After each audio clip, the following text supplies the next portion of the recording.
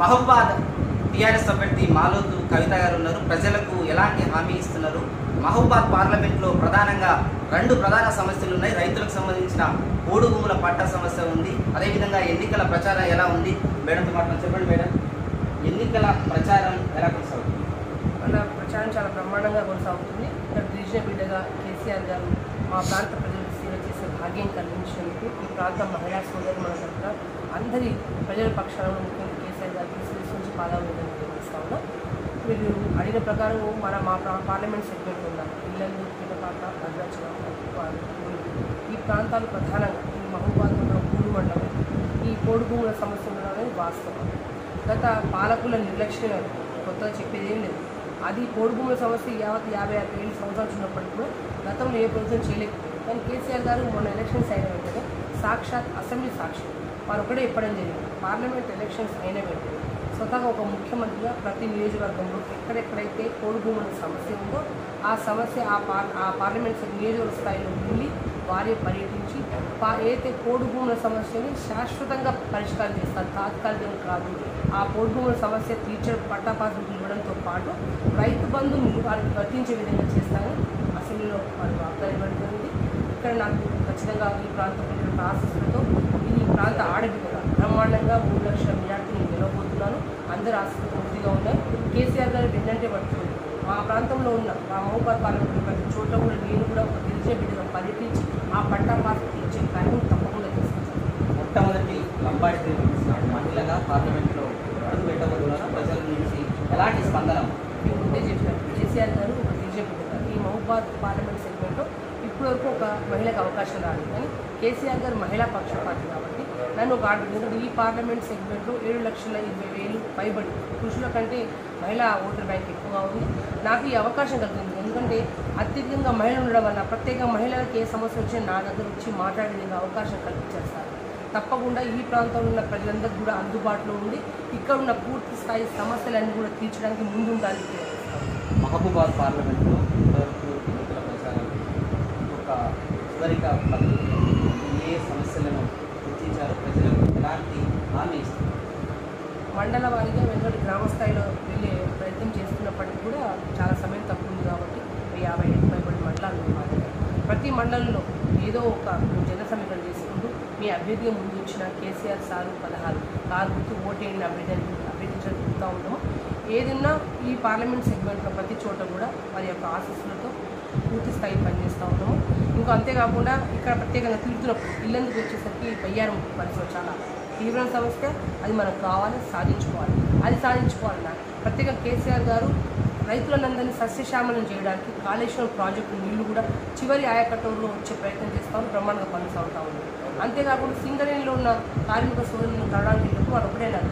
ఇవాళ 50-70 ఏళ్ళ నుంచి కూడా అన్ని ప్రభుత్వాలు ఎవరు కూడా మమ్మల్ని గుర్తించలేదు. కానీ మా సింగరేణి సంస్థని కూడా కేసీఆర్ గారు తెలంగాణ రాష్ట్రం వచ్చిన తర్వాతనే మాకు గుర్తింపు వచ్చింది. ఇవాళ మా బాబుని చూస్తున్నారు. ఎవరు అన్నా అడగకుండా, ఎవరు వచ్చి ఓటు అడిగినా అడగకుండా కారుకేస్తామని చెప్పి చెప్తున్నారు. కానీ వాళ్ళు ప్రధానంగా అడిగింది ఏంటంటే మిమ్మల్ని ఆడబిడ్డగా పార్లమెంట్లో పంపిస్తాం. కానీ కేంద్రంలో మాకు ఏవైతే ట్యాక్స్ డిడక్షన్ ఉందో ఆ ట్యాక్స్ తగ్గించడానికి కూడా మీరు కృషి చేయండి, మా శక్తిని మీకు ఇస్తామని వాళ్ళు చెప్పడం జరిగింది.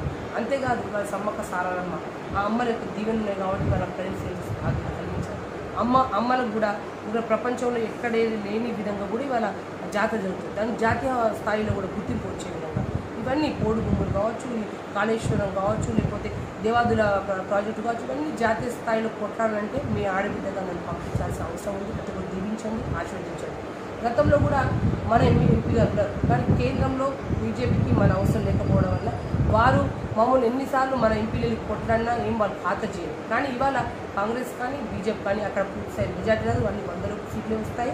తప్పకుండా ఈ 16 సీట్లు కూడా కేంద్రంలో ప్రభుత్వం రావాలంటే ఇవి కీలక పాత్ర పోషిస్తాయి. ఆ రోజు పోషిస్తాయి. అందులో భాగస్వాములు మేము ఉంటాం. ఉన్నప్పుడు వాళ్ళ మెడలు వంచి వాళ్ళని ఏ విధంగా అయినా సరే ఖచ్చితంగా ఈ ప్రాంత ప్రజలకు ఏవైతే ఇంతకుముందు చెప్పిన ప్రతి ఒక్క జాతీయ స్థాయిలో గుర్తింపు రావడానికి, ఏదైతే బయ్యారం ఉక్కు ఫ్యాక్టరీ లాంటి పరిశ్రమలు తేవడానికి ప్రతి ఒక్క ఇంటిలో పెద్ద బిడ్డగా దగ్గరుండి వాటి ప్రయత్నం పూర్తి స్థాయికి పనిచేస్తారు. మీ ప్రత్యర్థి ముగ్గురు కూడా గతంలో ఒకే పార్టీలో పనిచేస్తారు. ఇప్పుడు ముగ్గురు కూడా ప్రత్యర్థులు. ఈ ఇద్దరిలో మీకు ఎవరు ప్రధాన ప్రత్యర్థి? అసలు ప్రత్యర్థి లేదు, వాళ్ళ ప్రచారమే లేదు. బలరాం నాయక్ గారికి మొన్న ఆయన ఎంపీ పోటీ చేస్తే గెలవలేననే ఎమ్మెల్యేగా వచ్చాడు. ఆ ఎమ్మెల్యేగా వచ్చి కూడా ఈ ప్రాంతంలో ఆయన తిరస్కరించాడు. అంటే ఇక్కడ మానకోటలు చెల్లని పైసా ఈ మానకోట పార్లమెంట్ చెల్లుతుందని తీసుకోండి. అయితే మిగతా విషయానికి వస్తే మాకున్న ఒకటే ప్రధాన అంశం, ఏ అవ్వ దగ్గరికి వెళ్ళినా అబ్బానికి పెన్షన్ ఇస్తున్నాం, పెంచుతున్నాం, మాకు ఓటేయండి. ఓ ఆడబిడ్డ దగ్గరికి వెళ్తే అమ్మని కళ్యాణలక్ష్మి కేసీఆర్ సార్ మేనమావ అయ్యింది, మాకు ఓటేయండి. లేకపోతే వికలాంగులు వితంతుల దగ్గర పోతే అమ్మ కేసీఆర్ సార్ పెన్షన్స్ ఇచ్చి పెంచింది. రైతు దగ్గరికి వెళ్తే రైతు బంధు కార్యక్రమం కావచ్చు. రేపు అనుకోకుండా కర్మకాలి పొరపాటు ఒక రైతు చనిపోతే వాళ్లకు రైతు బీమా లాంటి కార్యక్రమాలు 10 రోజులు పూర్తి కాకముందు ఆ కుటుంబానికి పెద్ద కొడుకుగా ఆసరుగున్న కేసీఆర్ గారు మేము వెన్నంటే ఉన్నారు. 24 గంటలు కనిపిస్తూ ఉన్నాము. కాబట్టి కేసీఆర్ ఇటువంటి ప్రతి ఒక్క సంక్షేమ కార్యక్రమాలు ప్రతి ఇంట్లో డోరు తట్టామంటే మేము వరదలై పారే ఓట్లు మా పార్టీకే తప్ప, మా కారు గుర్తుకే తప్ప మిగతా వాళ్ళకి లేదు. మిగతా వాళ్ళు ఈ గొట్టాలకే పరిమితం అవుతారు, మాటలకే పరిమితం అవుతారు. నాకు తెలిసి అయితే వాళ్ళ ప్రచారంలో కూడా వాళ్ళు చెప్పుకోలేని పరిస్థితి. కానీ నేను నేరుగా ఆడబిడ్డను కేసీఆర్ గారి యొక్క నాయకత్వంలో పనిచేస్తా. మీరు దీవించండి, ఆదరించండి. ఇదే మా ప్రధాన అంశం. సిట్టింగ్ ఎంపీని కాదనుకుని కవిత గారికి అంతగా నమ్మకం కేసీఆర్ గారికి నమ్మకం నా నుంచి నాకు ఇచ్చినందుకు చాలా సంతోషం. మా సిద్ధరాం నాయక్ గారు కూడా నాకు వరుస మావ అవుతారు. వారు కూడా నాకు తోడ్పడుతుంది. నా వెంటనే అన్ని ప్రచారంలో పాల్గొంటాము. కేసీఆర్ గారు ఏ విధంగా సమీకరణలు చూసారో ఏందో, వారు సర్వేలు చూసేందో ఆ విషయంలో నాకు తెలియదు. నాకు అవకాశం కల్పించినందుకు కేసీఆర్ గారికి జీవితకాలం నా చివరి శ్వాస కూడా ప్రజల శ్రేష్ఠ కొరకు, ఈ ప్రాంత అభివృద్ధి కొరకు, పార్టీ శ్రేష్ఠ కొరకు చివరి క్షణం వరకు పనిచేస్తాను. గిరిజన మహిళగా గిరిజనులకు రిజర్వేషన్ అంశం, ఈ అంశం పైన కవిత గారు ఏం చెప్తారు? గిరిజనులు అసెంబ్లీలో తీర్మానం చేసి కేంద్రంలో పంపించారు. కేంద్రంలో కొట్టాల్సిన అవసరం ఉంది. ఇంతకుముందు చెప్పారు వాళ్ళ మెడలు వంచైనా ఖచ్చితంగా ఈ ప్రాంతంలో ప్రతి ఒక్క కార్యక్రమం చేస్తాం. అందులో భాగంగా గిరిజన బిడ్డలు రిజర్వేషన్ విషయంలో ఖచ్చితంగా ముందుంటా కొట్లాడతారు. మహబూబాద్ అబ్బే మీరు గెలిస్తే మొట్టమొదటి అమలు చేసే హామీ గెలిస్తే అనే మాట కాదు, 3 లక్షలతో భారీ మేరతో గెలవబోతుంది. మీ ఆడబిడ్డగా మీరు కూడా మా ప్రాంతం వాళ్ళు, మీ ఆస్తులు కూడా దీవించారు. ఈ ప్రాంతంలో చెప్తున్నాం, ఈ బయ్యార్ ముఖ్య ఫ్యాక్టరీ వస్తే ఖచ్చితంగా ఈ ప్రధాన అంశాలు ఏది ముందు వెనక అంటారు. ప్రతి అంశాన్ని ఎవరైతే సీనియర్ ఈ ప్రాంతంలో ఉన్న ఎంపీలు కావచ్చు, మాజీ ఎమ్మెల్యేలు కావచ్చు, ప్రజెంట్ ఉన్న మాజీ ఇతర నాయకులు కావచ్చు, రాష్ట్రంలో మా వరంగల్ జిల్లా, పాత జిల్లా, కొత్త జిల్లా ఉన్న మంత్రుల యొక్క సహకారం, వారి యొక్క సీనియారిటీని జోడించుకొని కేటీఆర్ గారి యొక్క సారథ్యంలో ఏ పనికైనా వారిని వెన్నంటే పట్టుకోవడం కూడా ఈ ప్రాంతంలో ఉన్న ప్రతి ఒక్క దానికి, ఎందుకంటే నాకు అవకాశం రావడం, సేవ చేసే భాగ్యం కలిగించడం నా అదృష్టం. నేను ఈ ప్రాంతానికి రుణం తీర్చుకోవాల్సిన అవసరం ఉంది, రుణం తీర్చుకోవాలి. ఎవరెవరు ఇప్పటికే ప్రచారం చేసి ఎవరెవరు ఈ ప్రచారంలో పాల్గొన్నారు? ఎక్కడెక్కడ సభలు? కేటీఆర్ గారు దాదాపు రాష్ట్ర మొత్తం తిరుగుతూ ఉన్నారు. మాకు నర్సంపేట ముందులో మంచి బ్రహ్మాండమైన కార్యక్రమం ఉంది. నిజంగా చాలా మంచి రెస్పాన్స్ ఉంది. 4వ తారీఖు నాడు మహబూబాద్ పట్టణంలో 3 గంటలకు మన కేసీఆర్ గారు వస్తూ ఉన్నారు. దాదాపు 2.5 లక్షల పైబడి జనాభాని అందరూ సెలబ్రేట్ చేసే సమీకరణం అనే కాకుండా స్వతహాగా కేసీఆర్ అభిమానులుగా కేసీఆర్ చూసే నాయకులు చాలామంది ఉంటారు. అది మహబూబాద్ పట్టణం చేసి చాలా బ్రహ్మాండంగా వారి అందరూ దీవెనలు పొందడానికి, వారి ఆశీర్వాదాన్ని నాకు ఒక ఆడబిడ్డగా వారి దీవించడానికి వస్తాం. మహబూబాద్ ఆడపడుచుగా ఇప్పటికే కొన్ని సంవత్సరాలుగా మహబూబాద్ పార్లమెంటు ప్రజలకు తాను తన